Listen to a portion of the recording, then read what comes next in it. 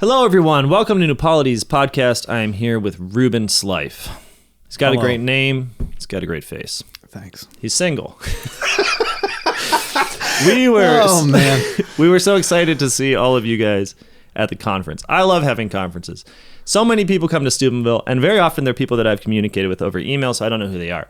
And then they show up in real life, and everything's different. Some are more beautiful than I thought they would be. Some are far uglier than I thought they would be. Some are infinitely more male or female than I thought they would be. But they're all them.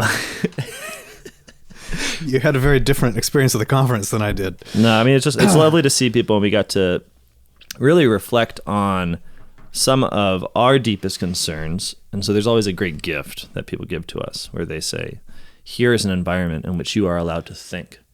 And we say, thank you. And then we do it. Well, we talk. Well, that's true.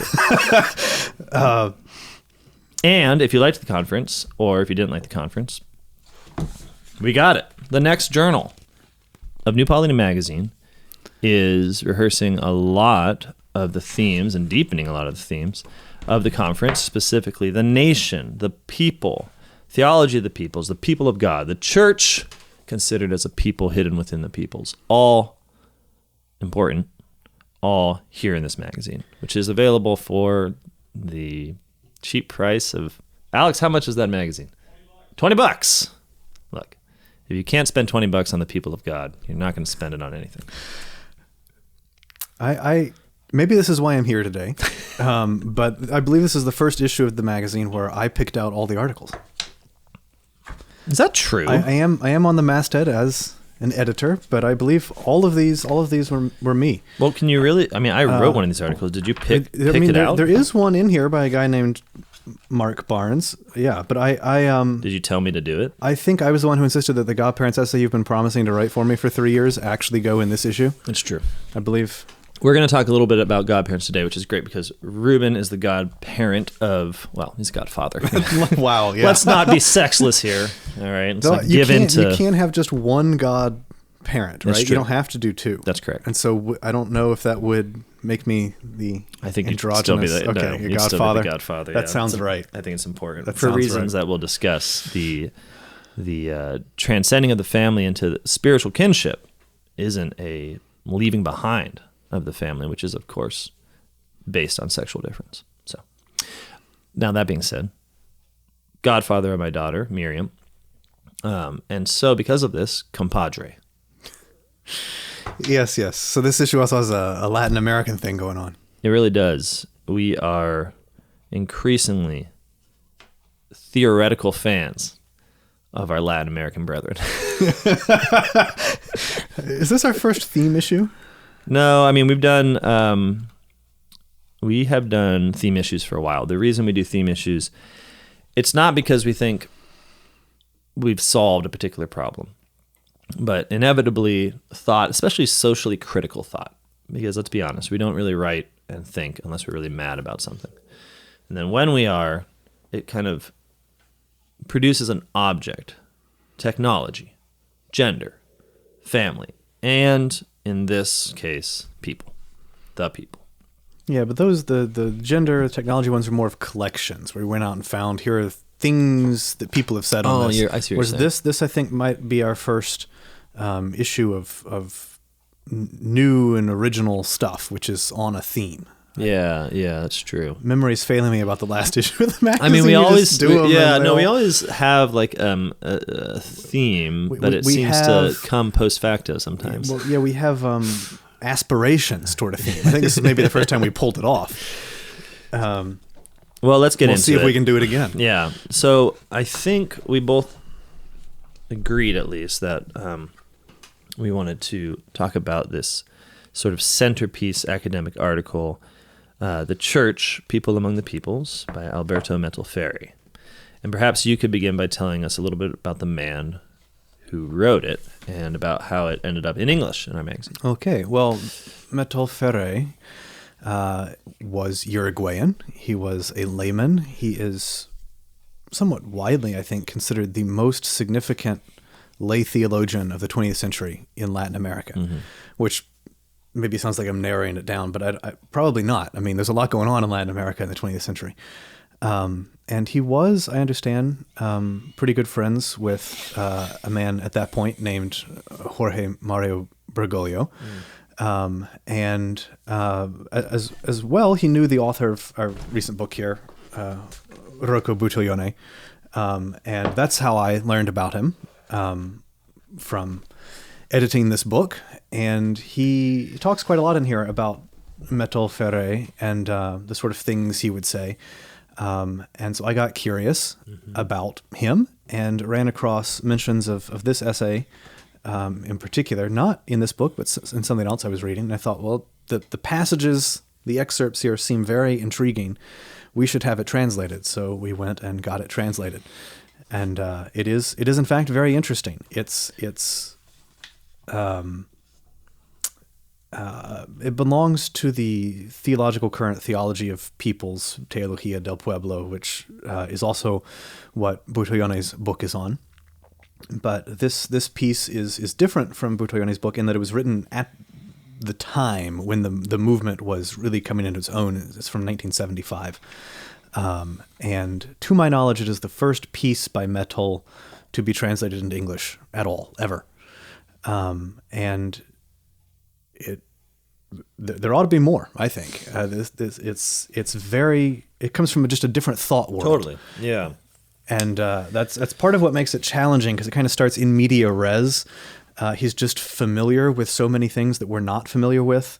There's a whole tradition of dialectical Thomism that he's read in French, and all sorts of Latin American thinkers he's aware of. At one point, he just uses the word hierarchism, which, if I remember correctly, is Congar, Yves Congar. But he doesn't cite Congar. He just says it. Like he throws out all these things that he knows about, and from a few decades ago and from a different part of the world. Yeah. So it can be a little tough, but I think it's very rewarding. What I immediately liked about it is it's unabashedly bold scope. So his whole project here is he wants to discuss the church, and his fury is the idea that the church can be discussed apart from the nations. And he has this critique that, okay, we talk about Israel as being sort of the nation, the people of God, and that as if no other nation exists, as if you could adequately describe the church. And he says, no, the church, specifically against Bellarmine in this, who says that the church is as visible a people as the people of Venice, right? He says this is unclear. The church is in every people. It does not exist except for as being within a people, even as it is a visible people. Right. Yeah. He agrees with Bellarmine on that it is a visible people. You can go identify it and point to it. But the difference is that the people of Venice, the Roman people, exist outside each other. Yes. They're in different places. They exclude each other. But the church only exists inside. Yeah. This people, that people. So which sometimes people don't people. This is going to happen a lot. Sometimes my dear... Thank you, English language. My dear Enlightenment secular atheistic friends, they ask me these things. Well, they used to back when I knew any of them, but they ask me these things. They asked, why are you Catholic? And they imagine it, I think, as a sort of characterizing mark of something prior. When I think Methol here gets the experience down. I mean, he doesn't talk about it phenomenologically, which is that I exist as a member of the church, which is a visible body, and I have because of this, a universal aspect, right? Like in any country, in any place, I know a Catholic as one of my own, right? And when I say one of my own, I don't mean I like him in particular, but he's one of my own. Well, this is one of the funny things, right? I grew up as a Protestant, and sorry, it was actually pretty good. All growing up is pretty good. That is not true. Sorry, but my romantic side. When I came into full communion with the church, I was at a Protestant university. Yeah, and so I just assumed everyone around me was Protestant. but there were a lot of Hispanics in this area and a lot of Filipinos. And so every time I would encounter a Hispanic or Filipino, I'd just be like, this is one of my people. I didn't know them. Sometimes I couldn't even speak the same language. And, sometimes they were probably evangelicals or whatever. Sure. But I mean, I guess I was used to that too. I could handle that. Right. But I just had this sort of sense that, these people know what's going on in me. Like we belong to the same thing. And I think we belong to the same thing in a fruitful way, because obviously you can look at that and say, well, yeah, I understand that. I'm also part of the poodle fan club, and whenever I meet another poodle enthusiast in the real world, I look at him, he looks at me, and we have this moment of poodling. I understand there's some of this in downtown Pittsburgh. I presume people love them dogs, but there's something especially distinct, right? Which is that the difference is not that you and I have a shared thing in common, shared identity. Interest or static identity. Yeah, but we are actually about the same work together, that we have the same mutual obligations in regards to that work. We are growing together, right? So there is a experience of belonging, right, that involves you. That you're as if, one way to put it is that suddenly you have family members, like people before whom you're ashamed for your sins and you're proud of your successes in the way that you experience within a family to some extent. And in Methol's essay here, he's just very careful to always be operating between two poles. I mean, this is sort of that's what dialectical thinking means, really. He's big on that. That this being a visible body, right, as a particular people that can be known, located, seen, and yet having no place outside of the interior of nations themselves. Seems to me in a way that this is a more profound reflection on the idea that the church is the soul of the world, but he says you cannot understand the world except as nations, which I thought is a very bold claim. Yeah. I mean, so what you're saying is, we think of the Vatican. The Vatican is a country. Catholics visit the Vatican, but we don't. It's not like we go there to hang out. It's not. This is the Catholic homeland. There's no such thing. No, you can move to Avignon, and it doesn't really make a big difference. And there even in theory could not be such a thing. I'm sorry, I should clarify. That did make a big difference when the papacy moved to Avignon. I didn't mean to I'm not trying to diss St. Catherine or anything. Well, I think we're in like the...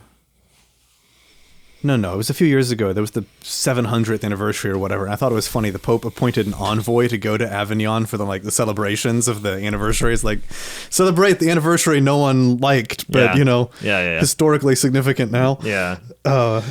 Yeah, but the point is that there even in theory cannot be a Catholic homeland where so we're all, we're in the United States and they're in Mexico or the Philippines, but we really go to the big Catholic, not even just a jamboree. It's just like, this is our home. We're all home here. Like, there's no such thing. No, you're only at home in the world, and that's the great paradox, right? You're only at home in the world, where being in the world means belonging to a people. And this is Methol's claim. And I think it serves as a sort of critique of some of my own tendencies.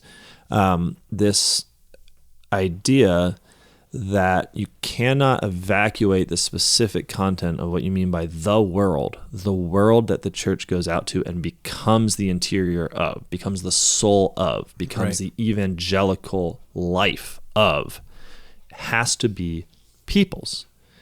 And that when we evacuate it and imagine that, for instance, the world just means exterior to the church, whatever that is, it's business, it's the day-to-day, it's the mundane, it's any kind of thing like that, seems to evacuate the actual content of Christianity and its mission, which is the conversion of the nations. Yeah, or saying that the world, I mean, obviously there's a theological provenance to this, a scriptural one. It has a real meaning. But if you just say the world is the realm of sin, then it's just the bad stuff. Mm-hmm. But the world can be bad without being just an amorphous, nasty mass. Yeah. Like it it has to be, you have to admit that there's something going on there. There's an actual life and a transmission of life, and there's something in common. And the Christian unavoidably belongs to it in some sense. Like the Christian always has two identities. You know, you are a Christian and you are an American or whatever. And like you belong to this history and to this common life and work. Yeah. Even if you don't obviously approve of it in all of its dimensions, you belong to it. And the tension between the two identities is part of what a Christian is doing as such. Yeah. It's and Methol calls it a temptation to over accentuate the sort of visible nature or the invisible nature of the church. Like, it's a sacramental reality and you have to dwell within it. But I also think it corresponds to a really ordinary human experience. I mean, I'm of the opinion that all of nature is just a readiness for grace. It's just begging for it. And so that whenever you talk about something amazing happening on the part of God, he doesn't seem to usually speak a word into the void, right? He seems to already have graciously prepared the receptivity to his own action. So you always see this, right? I mean, the obvious example is that he gives us earthly fatherhood and then reveals himself as the divine father in a way where there's a readiness to receive. And this is just a constant theme with God. So it seems that there's also, I think, an experience that people have, especially in modernity, or maybe it's just accentuated in modernity, of a dual citizenship, of a sort of invisible belonging, where and it often gets interpreted as like this sort of specialness of the self, I think, where the world is not actually something you're absorbed into. You have a sort of relation to it, but then you also understand yourself to be called out from it. And I think everyone has this experience, and it usually gets interpreted by Disney as you are the most special person in the world, and you have some, secret superiority, actually. So you're not talking about Christians here. No. I'm talking about like a basic experience of non-identity between yourself and the world that isn't valueless. It's actually the experience of being at once better than the world. Like, there's something in you that can experience yourself as invisibly valuable, which I think there's a kind of conservative reaction against these days. That's like, well, it's all wrong. You're just wrong. You're not a special snowflake. There's nothing infinitely valuable about you. You are just a product of the world, and that you should kind of embrace that. And I think what's actually happening is that there's a certain readiness for the kind of life that Christianity brings. Is this, maybe I'm going to derail this, but is this what Methol calls the person-mass opposition? Yeah, no. I don't think you've derailed it at all. I think you've hopped right on board the train. Yeah, for Methol, it's like, because he's talking about the Enlightenment mentality and how it tends, whether in Christianity or outside of the church, to end up in reducing everything to the person whose value is known because it's not the mass, right? But I think what Methol lets us see is that that's actually an over-accentuation of a very real thing, which is that you are designed by God to belong to a people and to belong to a transcendence of the people into something greater, which we call the church. And that this is, I think, experienced on a very basic level, but usually unfulfilled, I think, in people's lives. Yeah, Methol, Buttiglione quotes him as saying that Catholics, and I thought this was very striking when I read it, Catholics have a distinctive understanding of metaphysics. We've developed this over the centuries, and everyone knows it. But Catholics do not have a distinctive grasp of history. There's nothing. If you ask, how should I understand history as a Catholic? You enter into either a bunch of people giving you blank looks or a highly controverted area and usually it's very simple-minded. It's like, there was the good stuff, now there's the bad stuff. And that's all we really got going on as far as analysis. But since Methol says that the world as such, it cannot be understood as anything other than peoples, then history becomes, well, one, it becomes the history of peoples, but it also becomes the history of the church in the peoples. Like what is the effect that the church has on the history of the peoples, and what is the effect that the history of the peoples has had on the church? He doesn't set out a Christian understanding of history in here. That it's too short for that. But he does say something I find very interesting. I know I'm jumping from idea to idea a bit here, so help me out by tying this back together. But I'll do it. He says, it's one of the major difficulties of current theology. Yeah. It includes only a few detached figures of history. For example, it knows a lot about Israel, ancient Israel, and omits almost the whole rest of history. He says, a particular moment of history and a situation, an age, cannot be thought about without a concept of the totality of history, a concept of the plan of history, God's plan. Yeah. Without having in view the total sense of history, history cannot be analyzed. This is where it gets controversial. This is what Augustine, Kant, Hegel, and Marx all believed in different ways. Yeah, the four gospel writers. But we modern Christians have not yet gotten around to this connection between the principles overall and the empirical aspects of world history. We have not yet worked out a progression of the various configurations of world history, which leads us, in the meantime, he says, to fragmentary interpretations, involuntary syncretisms, and to living off of the strength of others who have actually tried to do so, and to thus drag us along with them. Yeah, and maybe we should slow down a little bit, because I think that first insight is actually, it's very simple. Like, without a view of the whole, then you don't really know what the part is. So especially when it comes to history, because what history is a unfolding of events and lives.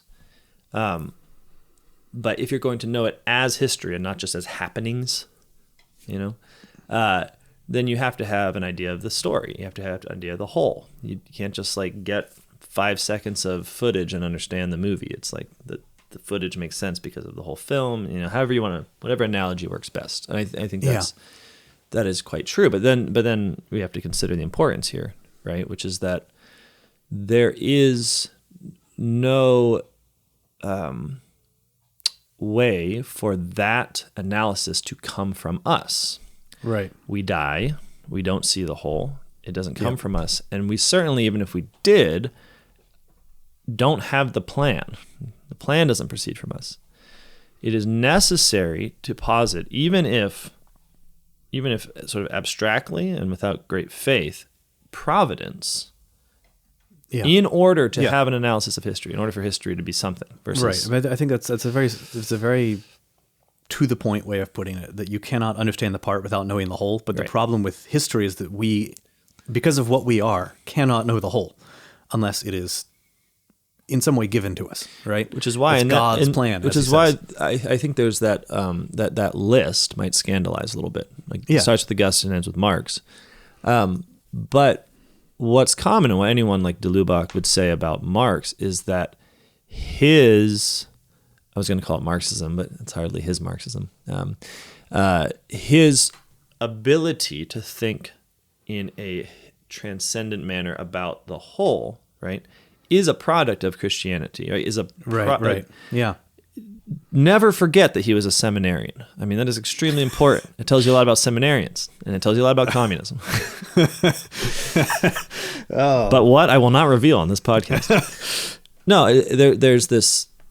Whenever you see someone who has a transcendent and total, comprehensive, even if wrong, understanding of the meaning of history and can interpret its discrete events, like, they must be either believers in God or they are acting like it. they're influenced by believers in God. Yeah, and this is, I mean, he doesn't, of course, mean that these four people are doing it right. As he says, there are differences between them. But the point is that all of the people who have really had an effect on how we think about history and the interpretation of historical events proceeded with this kind of understanding that you got to interpret it from the whole. And Augustine did it theologically, and the other people did it, I don't want to say humanistically, because some of that's not very humanist, but it was an attempt to materially, economically, determine the determinism of history, and to be able to say this part means this because of the whole. And even just to maybe infer the whole from the part and then move back. But at any rate, that's what they're doing. Yeah. And I think his last point that I concluded with, that if we don't develop a Christian understanding of history, we end up living off the strength of others who have actually tried to interpret history as a whole, and thus drag us along with them. And I think this is something that that we see in our lives. We also see in history. We can see it in the history of Latin America, right? Like Marxism hit it hard, and partly because they were perceiving a big historical problem, like a shift in era almost needed to happen. And there was really one theory on offer that was saying it could do that. Yeah. It could explain what was going on and tell you something about the empirical aspects of how to handle it. Yeah. But, even just in our lives, we tend to think in terms of just technical progress or the growth of political freedom or whatever it is. I was going to mention that another way to kind of slow down a little on this is that we obviously have when I say we, I mean just Americans, North Americans anyways.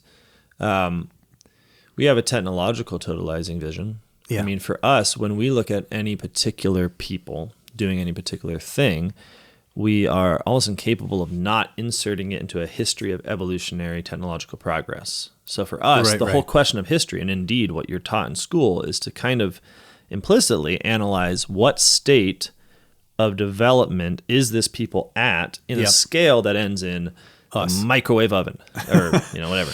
But us as a high technology, fuel intensive society. And so on its way to the stars. Totally. So you analyze it in terms of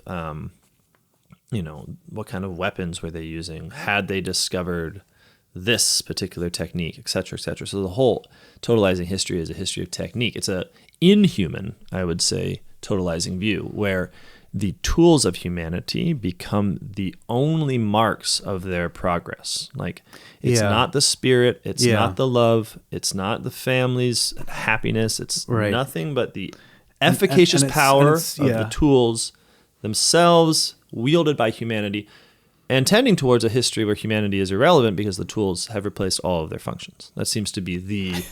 Yes, as the tools start thinking and just doing the stuff. It doesn't need you anymore. History has moved on. But, I mean, and there may even be something true to this, right? Like that people frequently appeal to the whole have dominion over the earth thing. And so there is probably, I think you could say, an impulse in man toward the production of things, over big time spans, that he figures out how to govern the world more. And so there's a certain sense, I think, in which you could say that there is something correct and inevitable about that way of looking at history. But as you say, the problem is that it's the only designation, and it's the primary one. Yeah, it's providence. It seems to take the place. It becomes of its own providence, right? The result seeming to be that the earth has a lot of dominion over me these days. Right, because you can't do otherwise. I ran across a quotation from Pius XII the other day where he said, even technical progress must be, I don't think subordinated was the word he used, but it must be in due measure with the life of a society. Wow.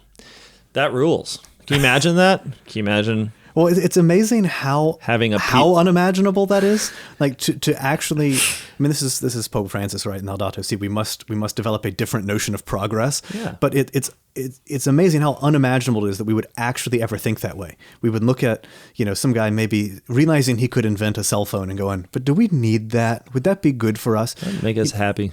But yeah. It's also just kind of an obvious thought, but it's weird how the obvious thought, when you hear it, you go, "Whoa!" Well, that's unthinkable. well, and I think a good evidence of the unthinkability of it is Humanae Vitae, which was a critique of technology. I maintain that it was only incidentally involved with the moral question. In the middle of the encyclical, especially Paul VI, he describes the concern that people will give up on their own capacities in favor of a sort of slavish relationship to technology, to technological means. And that's, of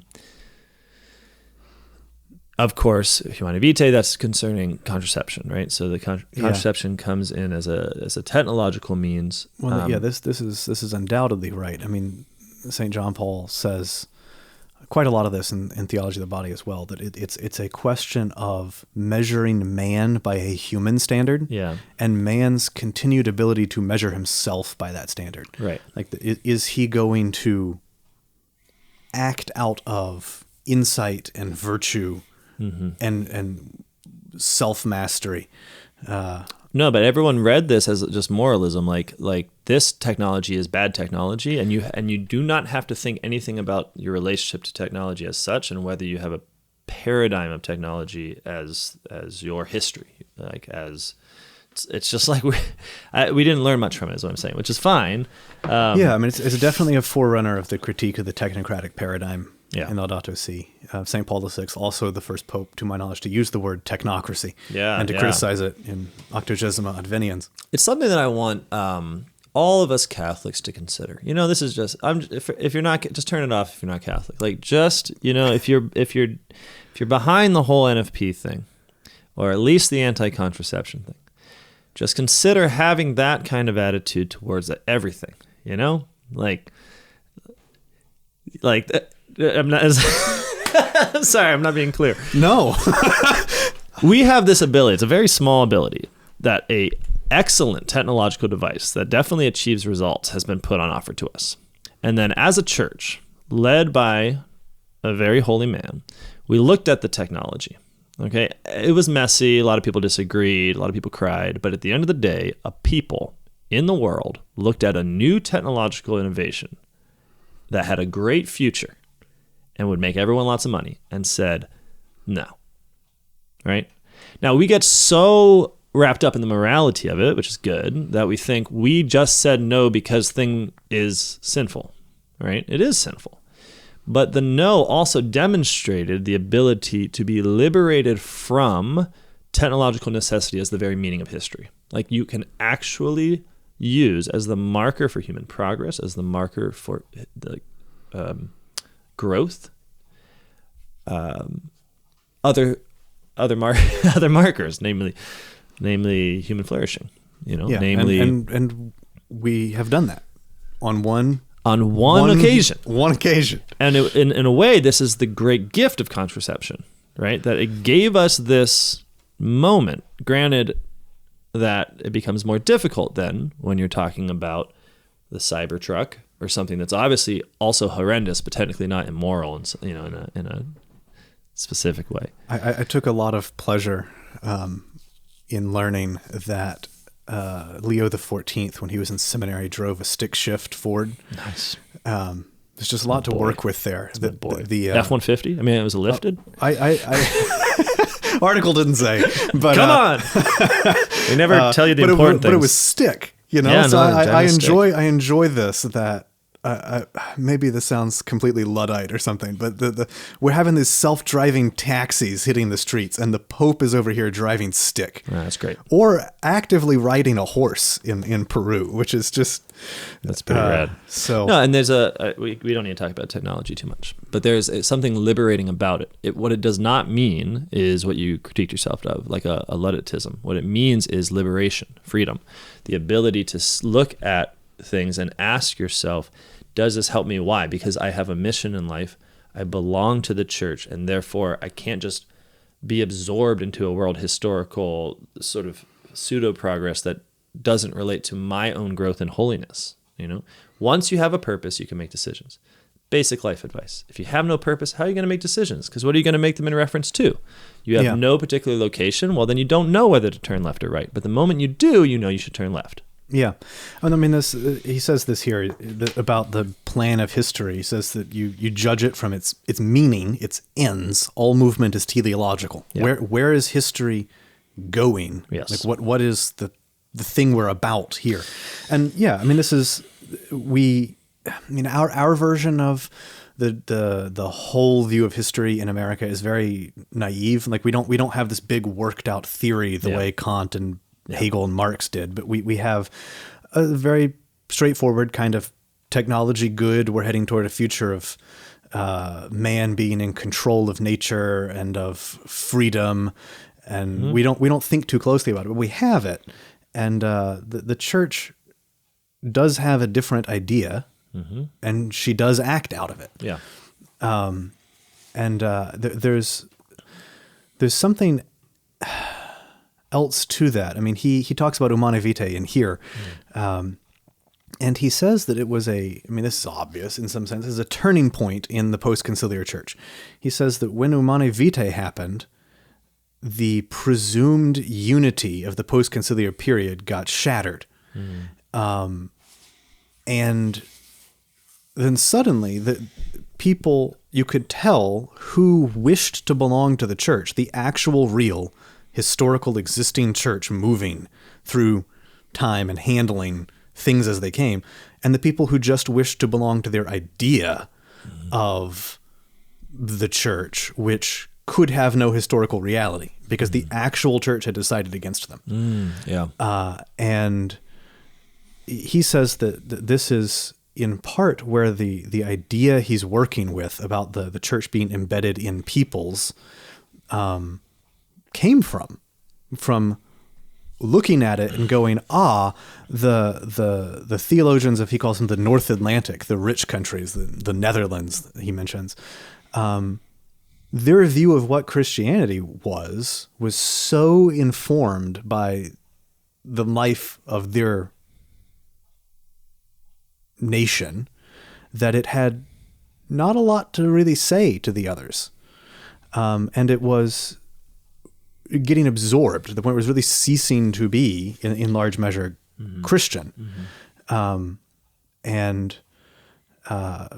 St. Paul VI's document, Humanae Vitae, was received very differently in Latin America, not by everyone. He calls some people out here, but it was received very differently, partly because of the neo-Malthusianism, he calls it, of the rich countries who were definitely taking some quasi-eugenicist steps toward basically ensuring their own historical dominance over the emerging countries of the Third World. And Humanae Vitae also had a serious effect on that. But this was a point where the church, living out of her actual view of man in history, made a decision, and then it forced people to decide whether they belonged to that view or to another one. Wow. Yeah. No, it's very true. And I think it can get lost when we just consider, well, the church had a moral theology problem and found an answer. You're right that it also revealed the church as real, as a subject. It didn't fit with the framework for a lot of the sort of progressive, liberal Catholics and the progressive countries, in fact. Sure, yeah. The nations, yeah. who were like their historical moment in their nation, as he talks about in here, was just what's the opposite of poverty? They were completely Rich. Well, I mean, they were rich. Yeah. That's an easy question. Well, no, it's just it's more than rich. It was just complete Consumerist. Yeah, consumerist. It was just and it was new for them because it was post World War II. Yeah. And this sort of delicate geopolitical situation thing, which had been going on for a while, had sort of resolved itself, and it resolved itself in the form of just lots of success and money. Totally. And so it seemed like just pure freedom, doing what you want and indulging the self. Right, and the idea was that was their historical moment. Yeah, and he the idea that there is a opposition that I mean, Methol lays this out early in the essay, that reality is constructed in and through oppositions. And one of the oppositions you have to look at is obviously the church and the world. And it seems like wherever you get over that particular opposition, you no longer have something real, something alive. So it's just like the world itself seemed to have been solved at the same. Like it was no longer a problem to be converted from within. It became, and he even says at some point that precisely because of this sort of peace with the world that the church in the Netherlands came to, also just Europe generally, I think, there was the freedom to be theologically sort of spontaneous, right, and spiritual. Yes. Right, because it didn't need to be real. All of the wealth that everyone got to enjoy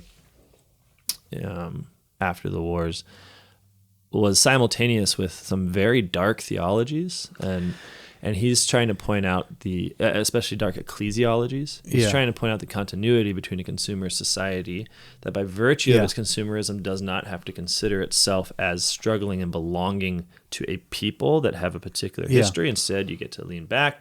But precisely because of that, you have the invention of the sort of, what does he call them? Secular theology? Yeah, secular theology. Yeah. So and then church as community. So he's opposed to two new ecclesiological movements that basically, in different ways, negate the church, negate the people. Yeah. I mean, now it's my turn to slow down a little here. But sorry.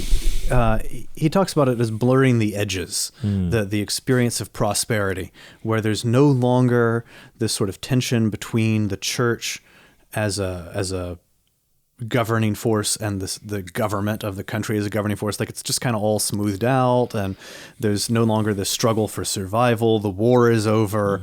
And so everything, it feels like there are no boundaries. It just feels like the self can kind of expand. And so this is where you get sort of the person mass opposition he talks about emerging into consciousness. Partly because one thing you have in a sort of consumer society is a sense that maybe we're all merging into a amorphous, and so there's this desire to be the one who's not doing it, right? Sure. But then the way you do that normally is actually just pure spontaneity. It's like, prove I'm not like them, and it doesn't work. And he also, related to that, it's sort of an earlier stage he discusses, is the what is it? The community society distinction people make, and he lists a few thinkers who did that historically, including what's his name, phenomenologist. Yeah, he called out Max Scheler. I was so mad. I did call out Max Scheler. Max Scheler only does right until well, no, that's not true at all.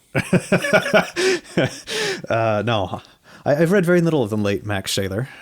What we need is a musical about the early German phenomenological movement, right? I think I know someone who can make that happen. You got Husserl, all right? Papa Husserl, and all his students. You got Heidegger, you got Edith Stein, you got Scheler, all the other guys. But then, Scheler's kind of he's asking out Edith Stein. Edith Stein turns him down. He gets banned from universities. He has to live over at Hildebrand's house for a while. Hildebrand is his defender, but then he goes off the rails. There's a lot of drama there. People are getting kicked out of Germany because they're Jews. I mean, that's a... So the society-community distinction.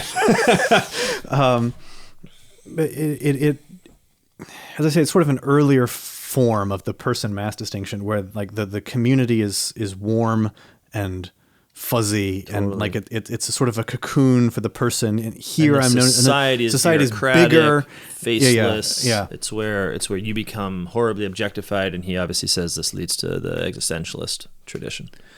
And it's not as though there's nothing to that,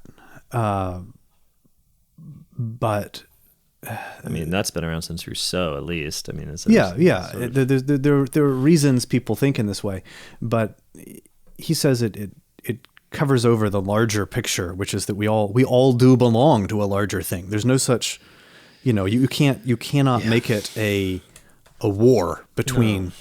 No, it's the nice, warm, small nest, and then the big, faceless, objective, crushing thing. This is obviously a difficulty in Steubenville. When I first read this section, he just calls it church as community. I felt insulted. I felt somewhat angry, but then I realized he was right. And then I felt thankful and grateful, because he says the idea of the people is split and disjointed in this spiritualistic version of community. He says the spiritualistic version of community points towards the micro, to the network of small communities as the ideal of the whole church. Yes. And then he says, he goes on, gives that a little history as being actually proposed during the synod, and then says, at the same time, once this church as community idea... The 1971 synod. Sorry, yes. Once church as community put itself forward in a global scale practical proposal, its ahistoricity and idealism, dissolving all relationships with peoples, were laid bare. He then says this: a people is a complex respiration, a sort of breathing in and out, between the macro and the micro. Community, on the other hand, tends to take flesh in neighborhood councils. So this is a very Latin American term that we wouldn't understand, but let's just say neighborhoods, like small groups. Vecinales. Because Latin America has neighborhoods. Yeah. We have subdivisions. Something. Working on that. Inflating small communities leaves the people of God anemic. It is a way of disincarnating people. It is an idyllic and ahistorical church. This is the risk of the exclusive glorification of basic communities as a solution for today's church. And he says, we are not at all averse to basic communities. Thank you, Methol. They seem to us indispensable. Still, they are a small part of the total life of the church, and they have no meaning outside a more encompassing dynamic, which goes far beyond them and justifies them. All right. I wanted to read that all because that's what made me mad, that whole part. Now, that's one of the reasons I thought we should translate this. It's one of the reasons I thought we should cut it. So, you can be Freud. I'll just sit on the couch. Here's the problem I have with this. It's not this. It's the people that say things like this and mean something else. Because after reading the whole thing, I think he's dead on. But there is this, what do I call it? It always cuts both ways, but let's just put it like this. There is this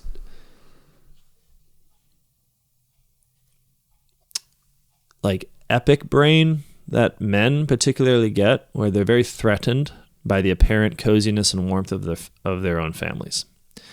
And they see it rightly as a certain loss to the epic life that they were promised, right? Because all of a sudden, they're having a family, and all of a sudden it's like you got a 2-year-old who's cuddling with you. You have no time for any public life. You are immersed in what Hannah Arendt calls the invisible darkness of family, right? Where no one sees anything. You get no glory. There's people peeing everywhere, and it's all invisible. I thought you said the private didn't exist. It does. It's horrible. So as this is it's a they want to be out there on like raids, taking down the barbarian hordes, or just like to have some kind of world historical importance, which in America just means like making it big, and get a lot of money and attention. Oh well, I was bringing up the barbarian hordes so I could segue into axe throwing, but no, we'll get there. We'll get to axe throwing. Okay. We don't like axe throwing, so this is the problem though. Axe throwing is at the well, oddly, it's the target. So the trouble here, right, is that this is just the male version of the feminism that the same males say they hate, right? Which is that they look at people calling the family a sort of domestic concentration camp, and they say, how could you? The family is beautiful. The family is the basic unit of society. Women, the hand that rocks the cradle, rocks the world, rocks the world.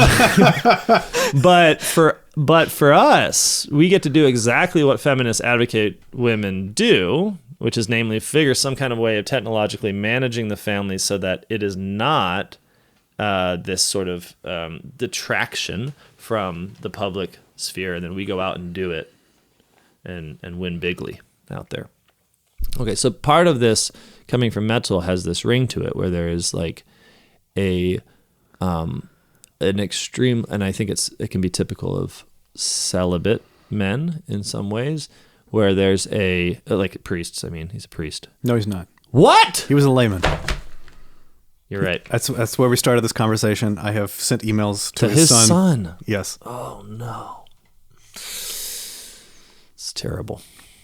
Well, as a Catholic, it's a compliment. And other statements of rank clericalism. Okay, so you have this sort of vision where the family detracts from everything important in life. And I think when a first glance at this can be like, what is history? History is peoples, public, nation. How dare you describe it as involving the family, which is this small, little, insignificant thing that you really need to get over. So that is a certain reading that, granted, was very popular with the integralists of the meaning of family, which is largely irrelevant to world history and to the big important things of human life. So that was my first response. Anger and mistaken accusations of celibacy. What about you? I thought it was a great response to things I see going on. All right. Because there is a larger whole, and you cannot help being a part of it. And we started with talking about people's history being history of peoples, and saying that you belong to one. Yeah. And you belong to the church. And I think that there's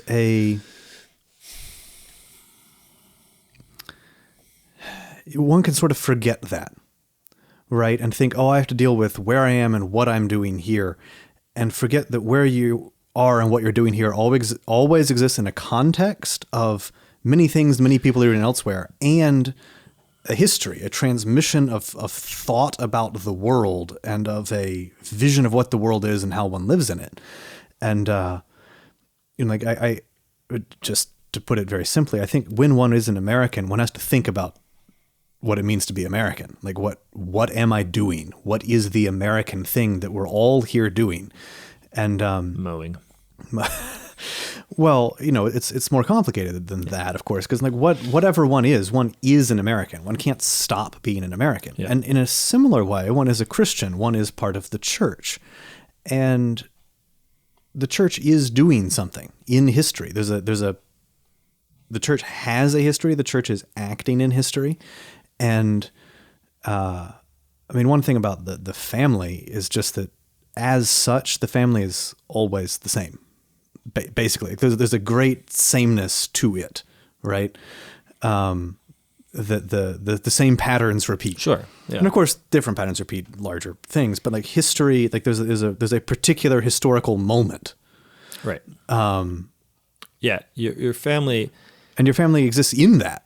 Like, it's not totally. So how does one raise one's children is a question you can't answer except from the context of knowing that one is a Christian at this moment in history in this country. This just reminds me of, I'm writing a book about children, and I also romanticize... I'm writing a book about America. I romanticize the Middle Ages. It's one of my charming traits. And I thought, well, I'm going to read about children in the Middle Ages. And this is going to be perfect because I'm writing about children. I think the Middle Ages were better than my sorry life. And together, this is going to produce a great book. So I got a book, Nicholas Orme, Medieval Children. Great cover. Beautiful. It turns out there's nothing different about them. He could have just called the book Children. It wouldn't have sold as well. No, it's true. Assuming it sold. But it's to your point that the life of the family does have a sameness to it. It is not interrupted by the event. And if it is, it's usually tragic to the family. Like there is a... Right. It's like the French Revolution broke out when I was trying to raise my kids. Yeah, totally. Yeah, that keeps happening, actually. Yeah. It did happen like 6 times. Now, obviously, though, the problem seems to be, first of all, that the retreat into the family as the only good available, especially to Catholics, is not just motivated by their lack of historical imagination and the fact that they didn't read Marx and like it. It's also right motivated by a deliberate ideology of liberalism in which they're all saturated, namely that the greater thing is just the fulfillment of individual desires, that the thing outside of the family is not common. It is not you don't grow from the family into something that receives you lovingly or into something that receives you meaningfully. You grow, you exit the family in order to be an individual defined as being unrestrained by the family, for one, tradition, history. Yeah. And then you go and pursue the desires that seem best to you. So, as a result of this highly anti-Catholic anthropology, the family appears really as the only place in which Christianity can be lived prior to a basically necessary exit. It's like in the family, you love each other. You share goods in common. You are devoted. You have faithfulness. You have authority and obedience, right? And then you get to leave all that behind, baby, and go make some money. Yeah, I mean, I guess it's kind of strange in that it's an effect in a way of the fact that the sacramentality of marriage, as St. John Paul calls it, the primordial sacrament, it cannot be erased. Like there's always, I mean, you can do it very badly, but by nature, there's always this preeminence of love and personal relation in the family. Yeah. And so when it gets evacuated from the rest of society, it kind of becomes like, well, this is the Christian spot. With the weird effect, however, that as it becomes like more and more the only Christian spot, it actually becomes less obviously Christian because it loses all. It at least certainly can lose all evangelical dimension because there's nothing else. No, it becomes crushed under the weight of its own bloated importance. It's like, and I don't think that's like a family's fault. I don't think that, some family just sat around and in a kind of hoary Dickensian manner patted itself on the belly and said, and this is sufficient. Let all else go to hell. I mean, maybe somebody did that. Definitely somebody did that. But it's that in response to genuine fears, the family has been in America, certainly, in Catholic America. I mean, I know the world is getting smaller and smaller as I specify, but... well, it's part of the historical dynamics he's talking about. I mean, you have these things which are the same everywhere, but they're actually not the same because of the conditions of history and the events, but also there's a term he uses a few times that I picked up from Buttiglione's book. Apparently it's big in continental philosophy, self-consciousness, that the way we conceive of the world and conceive of ourselves in the world. And the more of this kind of stuff I read, the more I think this is just it's a terrible word in English because self-consciousness means you're embarrassed. Like that's just what it means in English. Sure. But it's a terrible word, but a great idea. And very important because like, my goodness, I was reading some stuff from the Romantic period and all these composers are just like writing each other crazy letters and having terrible affairs and just like doing stupid stuff. And you look at it and you go, Well, the Romantic period was real then, wasn't it? Like the stuff they were saying about the sublime and the beauty, which is just like piercing you from the outside, and the unendurable infinite and all this. And like these people were just a little extreme, but then you look at what they were doing and you go, oh, it was real. Like it was not just an idea they had. It actually became a world. And I think we really don't see the world in which we live. And this is part of what he's talking about in terms of the configurations of history, and the fact that we don't understand where we are because we don't understand the whole and how we got where we are and where we ought to be going.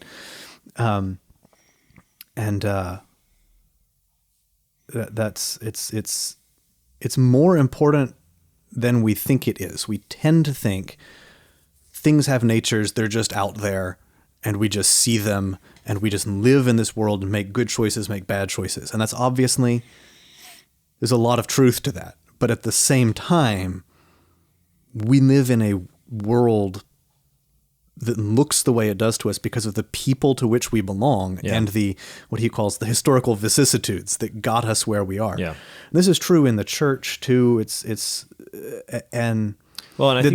why I thought that passage was important, because without thinking of the bigger enveloping thing, the people, you don't grasp that the way you're viewing the smaller things which matter more immediately to you is not just the way it is. No, absolutely. And you can see in the conservative family in America a kind of relationship to the society that it claims to be basically rejecting by turning in on the family. You can also see in that a kind of acquiescence to the basic idea of that society, which is that freedom is individualistic and freedom from coercion. And so the family itself becomes an act, like to turn in on the family like that becomes a very American act where you say, well, you can't tell me what to do. I'm going to raise my 27 children. Like, don't need you. Right. But that relationship in America, that don't need you, is immensely fulfilling precisely as American, right? It is the American Revolution. It's happening all over again. You're the protagonist. Yeah, you don't see it. But you don't see it because you're in it. And so I think with this passage, it's a call to remember that things cramped up don't live well. Because transcendence belongs to things. What I mean is the family in the specific instance flourishes precisely as something that has something larger to flourish into, right? This room in which to grow, and that the people, I think in our conference, Andrew Jones mentioned John Paul II as talking about the people or the nation and the family as the two natural things, the two natural human unities. And there is this... that's in Memory and Identity. There's this freedom that a people, that knowledge of yourself as a family within a people brings. And what I think Methol refers to when he talks about the respiration between the micro and the macro, where both breathe easy. Where there is a continuity of the family out there waiting for you. So the experience of the family is not the experience of some temporal oddity that you go through and then destroy in order to enter into the real world, nor is the real world, the big thing, considered to be somehow just the sum of its parts, as if it's just a bunch of families out there. But rather, there's this adventure involved in human life where you move from one to the other, where there is a love that prepares you for a love of a people, for of a nation. And I think that's hard because I find myself speaking very idealistically in that regard. Like, I do not think that exists for me. Like, I don't think that what we have is sort of families that are related to a flourishing people where these two are in this concert with each other. Yeah, though I think what Methol's talking about is what he's trying to get at is the underlying reality in principle of the situation. Yeah. So you can say in our historical moment we kind of wrecked it. Yeah. But that's just how history is. Something is always going wrong. One thing I find one thing I like a lot about this essay is how human his outlook is. He is perfectly willing to take life as it comes and deal with it. He criticizes a lot of people, but he's not interested in just like drawing the boundaries and putting those people, those are the wrong people, these are the right people. He's dealing with history and the development of a thing. So even when he talks about, so you have before the council in really the 19th century a lot, this very visibilist, he calls it, idea of the church. Church as structure. Church against the state, church against the Protestants. It's the firm, unyielding thing. Then this starts moving into a more genuinely spiritual view with the mystici corporis, the idea of the body of Christ coming, and then you get the development of the idea of church as the people of God, and I'll just say as an aside there that people here does not mean in English a sort of plural, like just agglomeration of a majority of individuals, but it has a sense of a unity. Anyway, this idea gets injected, really takes center stage at the Second Vatican Council, and then he says it starts getting swept up in the church as community, which is trying to make it just the small things, which is where he has the passage you were discussing. Mm-hmm. And then even worse, it gets swept up in the secular theologies, which start going, no, the church should have no visibility. The church should be just the spirit. In the world is like all, and the Christian is just kind of floating above it as some kind of an angel. He's at the service of the world. That's his point. Entirely. And so there's ends up being no reality to the church. And you can look at that and go, secular theology was terrible, which is true. And he says that, like, it's not Christianity anymore. Mm-hmm. But he still says, well, what we're going through is this historical movement from the overly static visibilist thing to a version of visibility which remembers the spiritual side, the body of Christ. And so he's looking at the idea of people as a way of expressing that at once, the spiritual side and the visible side. And it gets sort of derailed by churches, community, secular theologies. But he still says, no, what we're doing here in history is we're working this out. History was messed up. We had a problem. Yep. We're trying to fix it. But because of the realities of history, it didn't go so great.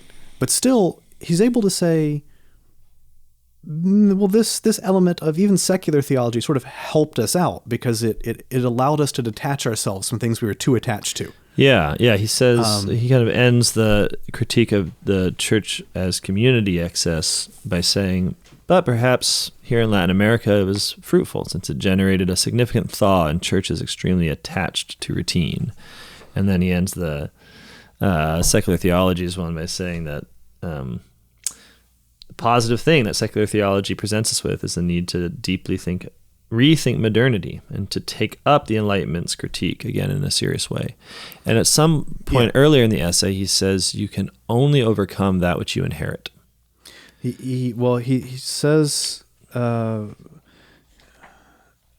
What, did I just murder the quote? I thought it was... Well, no, this is the reason I'm pulling it up, if I can, is because the folks in Uruguay, when we were working through this, insisted that we change the translation of that sentence so it was more accurate.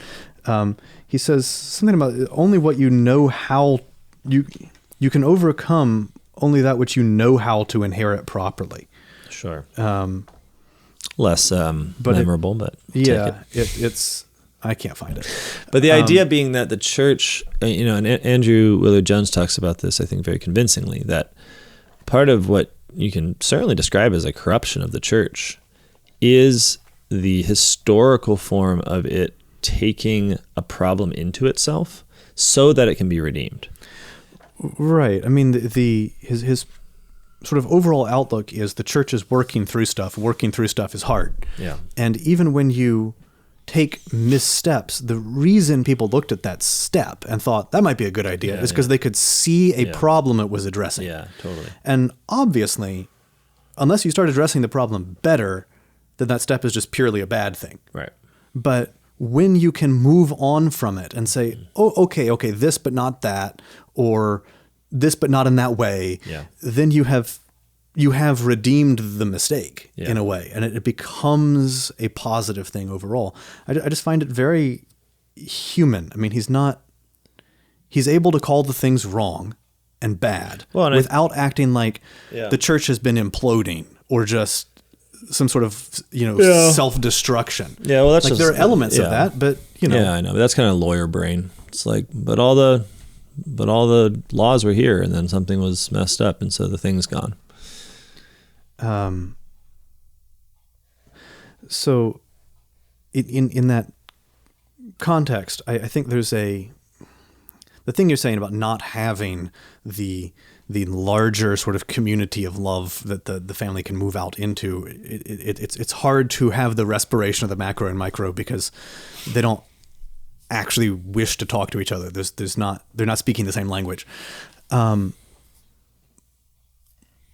Well, one, as that whole excursus was intended to say, that the world's always messed up. There's always something going wrong. Yeah.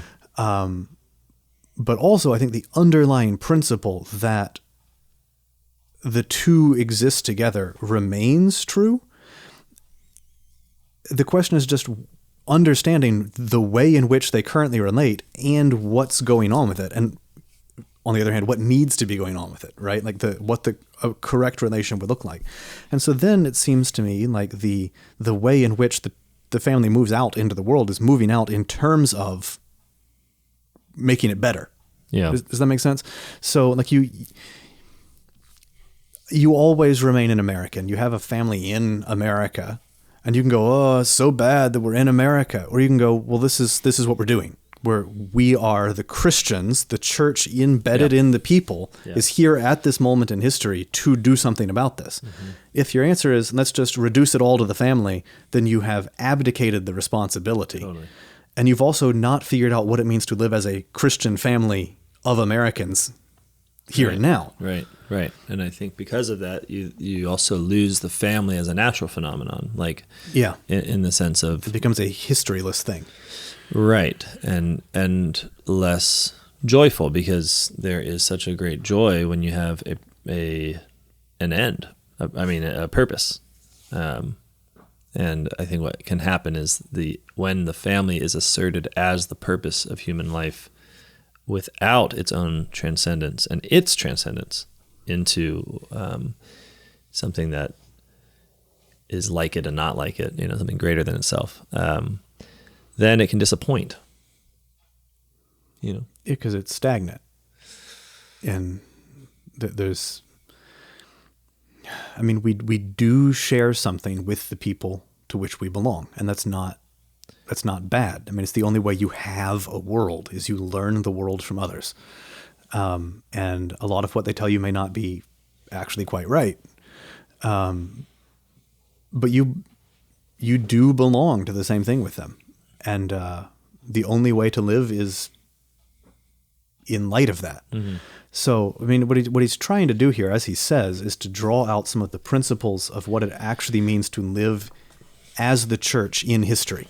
Right. And I want to remark on mirror church and source church, maybe in conclusion here.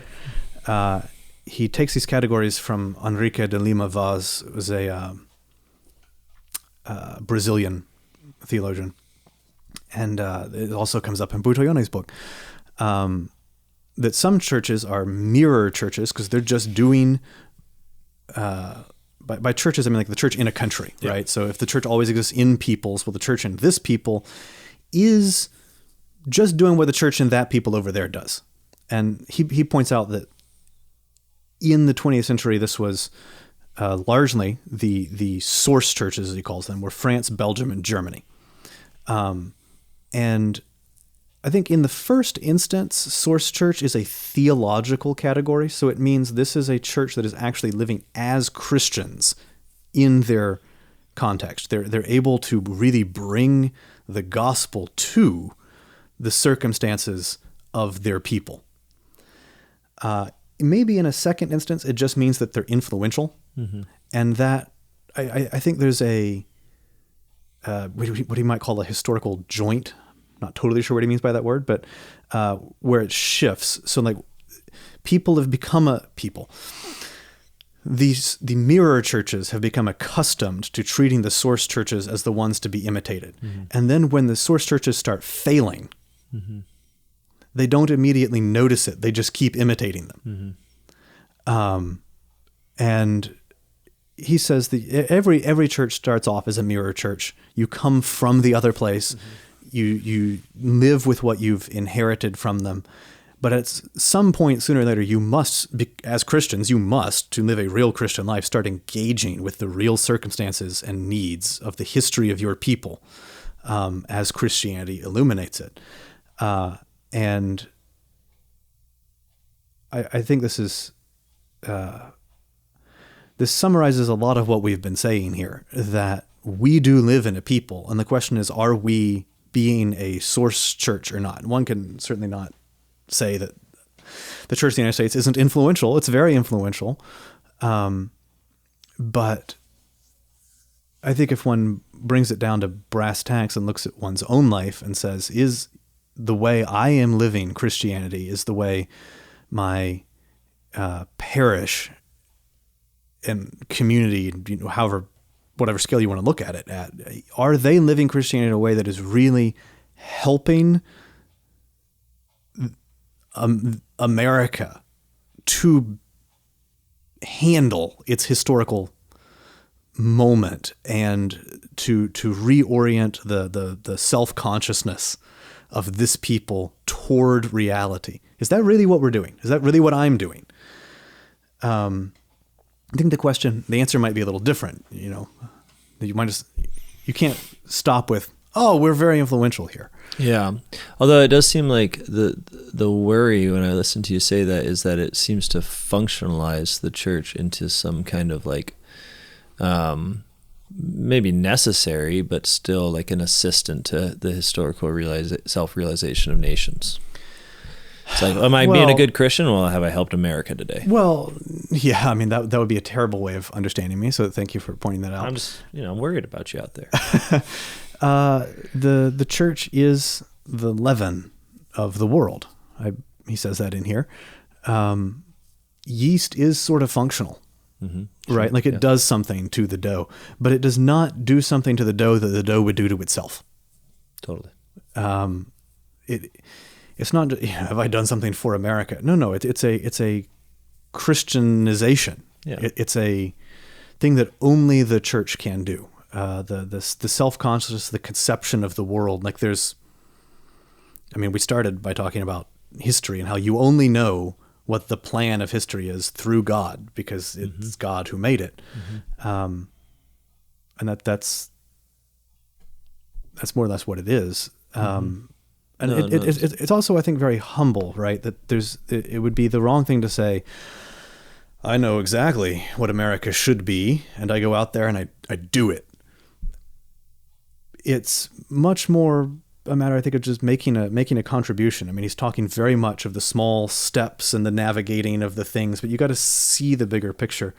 And he says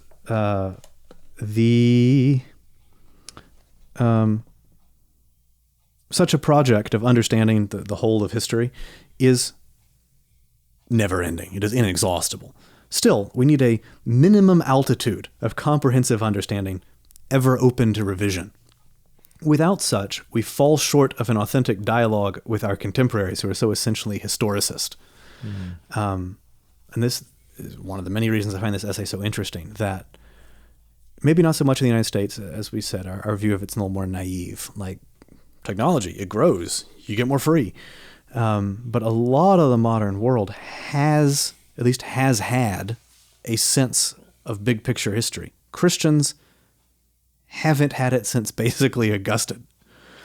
And so we can't talk to each other. I mean, at this point, I'm just kind of thumbing through all the themes in this essay, but it's good for that. It's got a lot of stuff in it, and it comes from a different world. He raises questions we don't think about. Yeah. Did you like my godparents essay? I liked it all right. I mean, after a 3-year wait, you know. No, it wasn't the one I wanted to write, but it was, I think in some ways related to this by virtue of stuff you can find out when you read it. Buy the magazine. Here it is. Single issues, $20. And we, again, thank everyone so much for coming to our conference and for thinking deeply with us in regards to the nation. And two things. Andrew Tolkmith, who has a piece in here. Yep. Friend of mine. He's got a piece on here on music. What is the piece called? We are what we sing. We are what we sing. And he mentions folk music and things. And he's actually running a folk music festival for any of you who are down near Asheville, North Carolina. Awesome. August 2nd. It's the Kingfisher Folk Fest. I believe it's kingfisherfest.com. You can go get tickets. He's got, what's his name? John Pug? I'm blanking on his name right now. Joe Pug. Joe Pug. Yeah, Joe Pug, yeah. Joe Pug's great. That's what I get for blanking on his name. I'm glad you know his actual name. Joe Pug will be there. Amazing. And many other people. Thing to check out. And I think Methol Ferré is great stuff. And as I said, there's none of them translating English other than this. So if anyone listening here happens to have lots of money and wishes to use it to fund translations of Methol Ferré, send me an email, Reuben@newpolity.com. If anyone has lots of money and wants to fund my insular familial existence, Marc, with a C, at newpolity.com. With a C. That's right. Thanks so much, everyone, and we can't wait to see you again.